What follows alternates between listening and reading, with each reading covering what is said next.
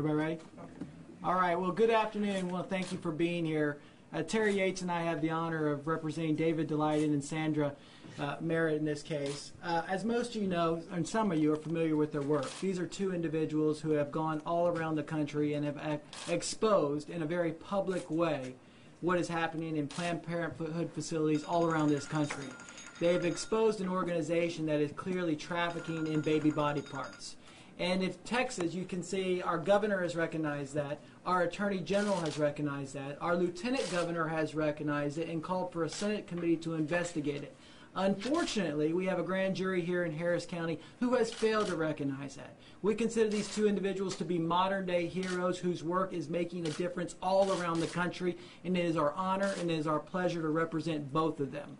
We believe that this is a runaway grand jury that has acted contrary to the law, that instead of indicting the wrongdoers here, the organization trafficking in baby body parts, they've gone after the whistleblower.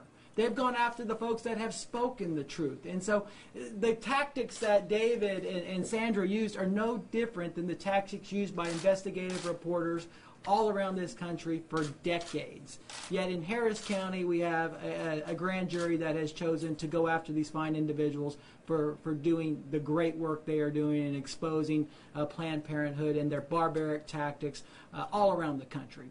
And so we believe and we hope and we are calling upon the District Attorney of Harris County to not proceed on the indictment against both David or Sandra, and that we allow the governor, that we allow the lieutenant governor, and that we allow the attorney general to move forward with their investigations, and that another grand jury look at the tapes and evaluate the conduct of Planned Parenthood.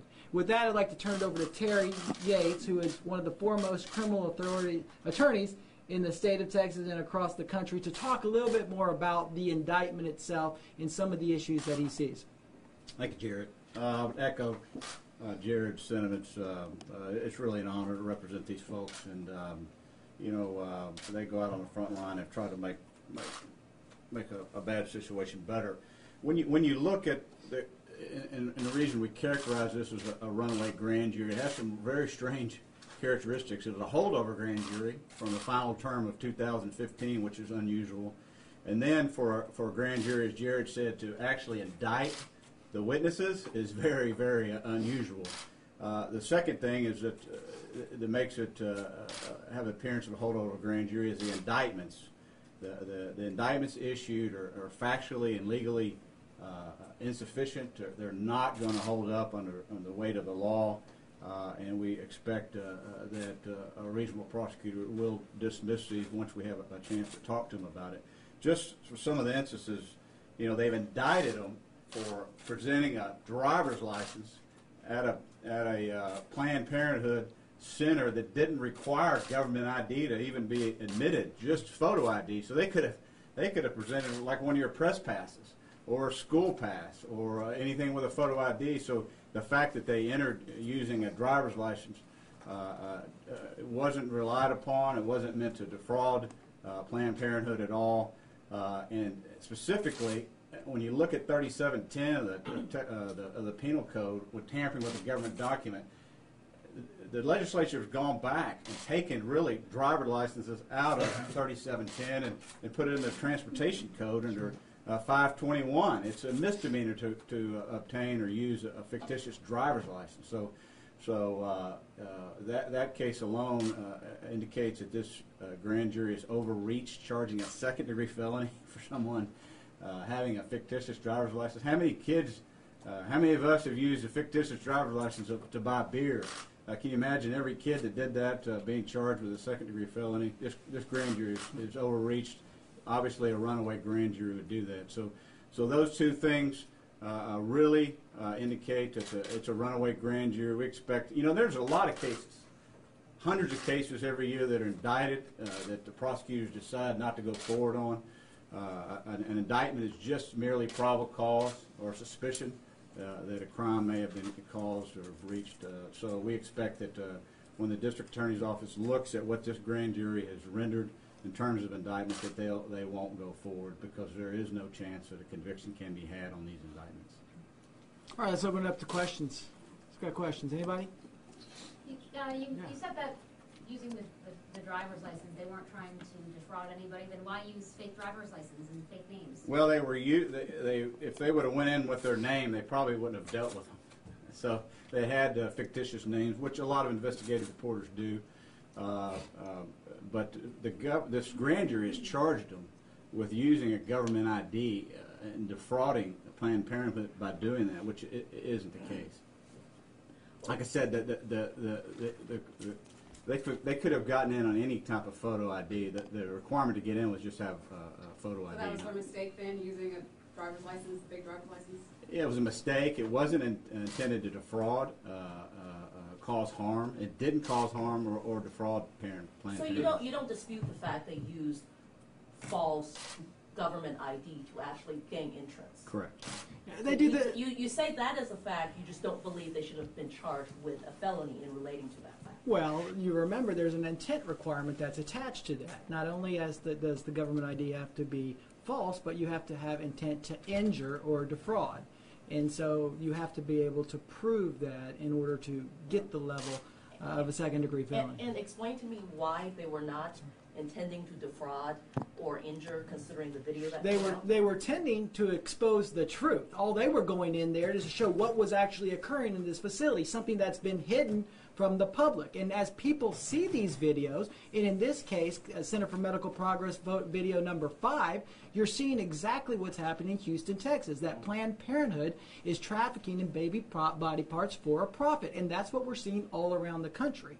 How do you feel about the fact that it was the like of Dan Patrick who initially pushed for this investigation, which, the DA said, hey, our esteemed statewide elected officials asked us to do this, so we're doing this. And some would find it ironic that at the end of the investigation, it's not Planned Parenthood who are indicted, but the people who supposedly exposed them wrong, which... Well, first of all, I would commend Lieutenant Governor Patrick for moving forward this. He's someone who saw the videos and said, I'm not going to sit down, I'm going to stand up, and I'm going to make a difference. And so it's unfortunate that we had a grand jury that we consider to be a runaway grand jury that instead of going after the wrongdoers, decided to go after the whistleblowers, going after the folks that were trying to report the truth and show what was happening in these facilities. So I give Dan Patrick all the credit in the world for, instead of sitting on his hands, saying, I'm going to work to try to rectify this problem. And that's what he did. How do you feel about Devin Anderson? On a personal level, I've known her for years. I like her. I am hopeful that she will do the right thing, and in my mind the right thing is to not move forward on this indictment from a runaway grand jury. I am hopeful that she will take these same charges and submit them to another grand jury with respect to the videos that were presented by the Center for Medical Progress. Wouldn't that be grand jury shopping? I mean, wouldn't that be grand jury shopping, and don't you tell people not to do that? Yeah. I think you can clearly, when you have a grand jury that is acted out of bounds, you can clearly present the case again to another grand jury. And so I think in this particular case, the evidence is overwhelmingly clear to me. If you watch those videos, you'll see what I believe is clearly an organization that is violating the law in making a profit off of selling baby body parts. These videos also clearly expose how inhumane and how callous these individuals are when dealing with the unborn child. And I think that has been a huge black eye to Planned Parenthood, not just here in Texas, but all across the country. Mr. Roosevelt, just to make sure I understand this, you're arguing that presenting false documentation and lying about who you are is not an attempt to defraud someone? No, I am arguing that the documentation that they produced was not their name. That was not actually David, and that was not actually Sandra. The question is, were they using it to get information or defraud Planned Parenthood? No, they were using it to capture the truth, to find out what was actually happening inside those facilities. Do they believe that they acted ethically? Yeah, I believe they do. They've done this across the country. This is the first jurisdiction ever indict them for. And when you're talking about the intent, that goes to the same burden with this charge of that David offered to buy human organs. They charged him with offering to buy. His intent clearly wasn't to buy. It was to get an agreement for them to sell. So you got to have two to tango in that regard. You know, it's somewhat ridiculous that they would charge him with the offer to buy when they had a clearly delineated a line that they would never purchase actual purchased the organ. So, but doesn't the law say that just that they made the offer to buy the organs? Isn't that enough to and it must be charge done somebody with intentionally that? and knowingly. It must be his conscious effort and desire and objective to actually purchase them. And he So never, they- and he never did. He never was going to actually purchase. You said that they weren't using those IDs they were trying to reveal the truth, but several other states have launched similar investigations and found that Planned Parenthood, in fact, didn't have any wrongdoing in these videos. So I'm just a little bit confused as to how that's, you were saying they're trying to reveal the truth, but several other investigations revealed that that wasn't the truth. Well, I'm not going to speak to other investigations, but if And you this look at the investigation as Center well. for Medical, well, no, this is not. When you go to a grand jury, it is one prosecutor presenting whatever evidence he or she chooses to present to that grand jury. The other side is not there to present their case, so you're only hearing from one individual, seeing a limited amount of evidence. And so when all of the full body, we don't know what was presented in the grand jury, obviously, but if you look at the full body of evidence that we're aware of, all of the videos that have been produced by the Center for Medical Progress, you clearly see an organization that is trafficking in baby body parts for a profit. I mean, I don't think anyone can run from that and say it's anything but that. You clearly see an organization that is very callous and indifferent when it comes to these unborn children. And I think that is a huge problem. And that is why we have a governor and a lieutenant governor and an attorney general who have all called for investigations. This is just one investigation. And it's not even an investigation. It is just one part of a larger effort to investigate what has been found on those videos, not just here in Texas, but all across the country. Mr. Whitfield, of course, this all happens within a political context. You mentioned several politicians just now, and you're a likely candidate for Republican chairman at the state level. How much does that have to do with this? Well, I think right is wrong is wrong. Obviously, this is a Republican district attorney, and I'm not saying that this Republican district attorney or this office is acting appropriately in that I don't think these individuals should have been indicted. And so now I'm hopeful that this Republican district attorney will do the right thing and say we're not going to go after these people for exposing what we believe is illegal conduct. And so I'm not calling anyone out because of their party label. I'm calling people out based on principle.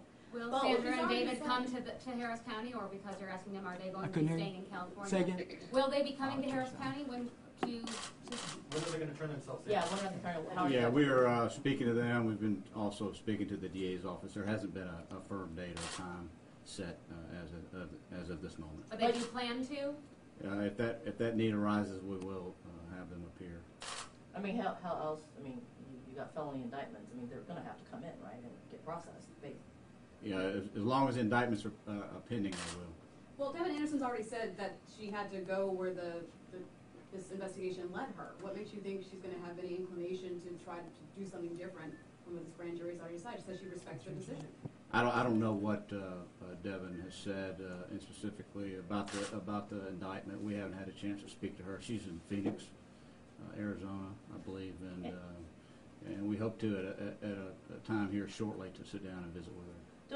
Don't you worry, or aren't you concerned with the fact that you always want prosecutors to follow the law and not play partisan politics, that if a grand jury went in and indicted, as they had in this case, and a Republican DA kind of crossed it out and said, no, we're not going to go forward, that don't you think people would say that she is not following law and she's being hypocritical? I'm more worried about the chilling effect this will have on other whistleblowers in the future. I'm more concerned about individuals being afraid to admit or to expose wrongdoing because they're concerned that the Harris County DA's office or any other DA's office will prosecute them. That is my bigger concern. And so I think these videos have clearly exposed what's going on, not just in Harris County, but all across the country. And so for the future David or for the future Sandra, my concern is they're not going to act, they're not going to report wrongdoing because they don't want to be prosecuted. They don't want to be indicted. And I think this is just an extreme example of a runaway grand jury that simply got out of control. I don't know what was presented to them. But anyone who looks at that evidence or looks at that video, which I would encourage you to do, can only come to one conclusion, in my opinion. You're known as a plaintiff's attorney. How many criminal cases have you handled, and do you feel like you're adequately prepared? Well, that's why I've got Terry Yates with me, who is one of the best criminal I'm not defense questioning lawyers your in vote. the I'm asking state. about your I've had a handful of criminal cases, but yeah, I do primarily civil plaintiffs' defense type cases. So, I mean, I guess this is a really high-profile criminal case. They hired you, but do you feel like you're adequately prepared for it as someone who is not experienced in criminal law? I feel like Terry Yates is clearly the lead counsel on the case, and I will be working hand in glove with Terry Yates. That's why Terry's here. Terry is one of the best criminal defense lawyers in the state, and I think he is well equipped to be lead counsel in the case. Y'all have said that you don't know what evidence is presented to the grand jury. So isn't it premature to call it a runaway grand jury, even though you may not have an idea what evidence they considered and what exactly they looked at? Well, we do know what those videos show. We do know what Center for Medical Progress video number 5 shows with respect to the Houston clinics. And I think that's pretty clear. And that's what I'm talking about when I say runaway grand jury. But I'll let you address that. Well, when you look at the indictments and they're flawed, and you look at the circumstances in which indictments came out, it's similar to, this is real similar, if y'all might remember, to Justice David Medina. I guess it was 8 years ago. Seems like it was 2008. In January, with a holdover grand jury, indicted him without, on a runaway grand jury indicted him. And it's real similar to that case. It really reminds me of that case on an indictment that was basically a case they couldn't prove, and that case, as you remember, was dismissed. Jerry, you make a big deal out of holdover grand jury. Can you tell us what that means and why it's so damning? Well, it's not damning in the sense, it's very unusual. It's, but when you have a grand jury, their term was set to end December 31st. They sat the last 3 months, the last quarter of last year, 2015, and they held over and as you know, rendered this indictment 2 days ago. So it's unusual to have a grand jury that usually finishes its business and is terminated at the end of the year, and this grand jury held over. So it's unusual, and you see both of those cases, Judge Medina's case and this case, resulted from a holdover grand jury. That means what? That this grand jury was just upset that they were still in session and decided to be spiteful and indict your clients? What does that mean? I don't know exactly what their intention was, but like I said, most grand juries at the end of the year, if they haven't reached a decision on a case, pass, leave it to another grand jury. This grand jury, for some reason or another, held over. I just wouldn't have made sense, because they've already done the work that, if they were closer, they were going to finish, just to extend them for a little longer, instead of starting over and spending more resources on a new grand jury. I guess someone would say, doesn't it just make sense for them to work a little longer to be done with the work they've already... If they would have gotten the right result, that would have been the case. But in this particular case, we don't agree that they got the right result. So if they had not done your clients, then the holdover grand jury issue would have been fine. You would have been okay with that? Sure. Yeah. When you reach a result like this, and I'm telling you, when you look at these indictments, they are flawed, factually and legally flawed. They will not hold up. But it didn't seem like you're disagreeing with the facts. You're just disagreeing with the intent, which is a very narrow, or it's a more narrow focus for your defense, because you already admitted that they used false ID. Well, intent is one of the biggest things in criminal law. If you back out of here today and run over somebody, they can charge you with murder, or they can let you go home tonight and not even give you a traffic ticket. It all hinges on your intent. Did you try to run over the guy, or was it an accident? So, yeah, most of the fights in criminal law come down to the intent. Any idea from your clients how many witnesses were in this grand jury, what the scope of the investigation was? Well, we can't talk about that. We've had a chance to visit with them, some about what occurred at the grand jury, but I couldn't tell you. It's everybody who goes into that grand jury, he's allowed to talk to me and Jared about it, but we can't talk about it. But we can say this: it was a big shock, I think, to everybody, including the district attorney's office, as to what occurred. So presenting false documents, just so I understand it, presenting false documents, as long as your intent is good, is okay? Well, there's varying degrees of it. For example, let me give another example. If someone comes into Texas and they are here undocumented from Mexico and they present documents that look legitimate, get a job, their intents to feed their family, you'd represent them? Well, we represent a lot of people, but right. It seems like what you're saying here is that they presented false documents, but it's okay because of what their goal was. It depends on what your intent is. If you're trying to gain access to the United States of America legally, I think the federal government would have something to say about that. Right. But They'd be prosecuted. probably. Right. And I'll tell you what's not okay is for Planned Parenthood to take baby body parts and sell them for a profit. That's what's not okay in our opinion. Well, Sure. that hasn't been proven Yes, sir. also. Jared, a lot of people know you from the campaign for Houston. What made you decide to get involved in this case? I was contacted by some folks to get involved in it, and it's a cause I believe in. I think the work that both David and Sandra have done across the country is something that I am proud of. I think they're modern day heroes. I think they're out there exposing what's happening in abortion mills all across the country. And so when I was asked to get involved, I raised my hand and said, absolutely, I'll be. That's a cause that I believe in, and so I'm in this fight. So do you guys, I mean, where are you guys as far as, I know you didn't specify as far as your clients turning themselves in. Usually there's a negotiated timeline that's fairly immediate. I mean, you're not gonna drag it, you're gonna wait a couple weeks for them to turn? I mean, is it gonna happen this week? You guys talk I about don't it? know. Or do you know and not willing to tell us? What would be the No, next step? I don't know. I don't. At this particular point, I don't know. I do not know when it's going to occur. So at this point, they don't plan to come here. No, I'm not turn saying that. themselves in. I'm not saying they don't plan to come here. But would it be fair to say you don't plan on them getting some, I don't know, law enforcement going out of California No, and no. handcuffing We've and dragging talked to the No, we DA's talked office. about that, We're no. talking to our clients. We're trying to make arrangements. They have agreed to allow them to voluntary surrender here, so there will not be extradition hearings and so forth. If that's what you're asking. Yes. All right, any more questions?